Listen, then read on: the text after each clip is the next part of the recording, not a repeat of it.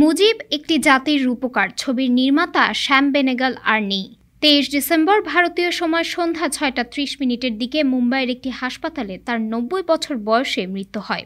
বেনেগলের মৃত্যুর কথা ইন্ডিয়ান এক্সপ্রেসকে নিশ্চিত করেছেন পরিচালকের মেয়ে পিয়া বেনেগল। বহুদিন ধরেই বার্ধক্যজনিত অসুস্থতায় ভুগছিলেন তিনি। এছাড়া কিডনি সংক্রান্ত সমস্যাও ছিল তার।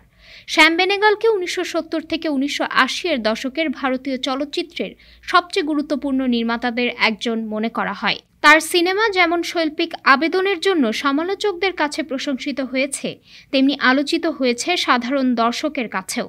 নিজেদের সিনেমায় বরাবরই ভারতীয় সমাজ নিয়ে বার্তা দিয়েছেন তিনি। তার উল্লেখযোগ্য সিনেমার মধ্যে আছে মন্থন, অঙ্কুর, ভূমিকা, জুনুন, মান্ডি, নিশান্ত ইত্যাদি। শ্যাম বেনেগলের পরিচালনায় 2023 সালে মুক্তি পায় শেখ মুজিবুর রহমানের জীবন অবলম্বনে সিনেমা মুজিব একটি জাতির রূপকার। ভারত ও বাংলাদেশের যৌথ প্রযোজনায় নির্মিত হয়েছিল সিনেমাটি। 14 ডিসেম্বর ঘটা করে 90তম জন্মদিন পালন করেছিলেন শ্যাম বেনেগল।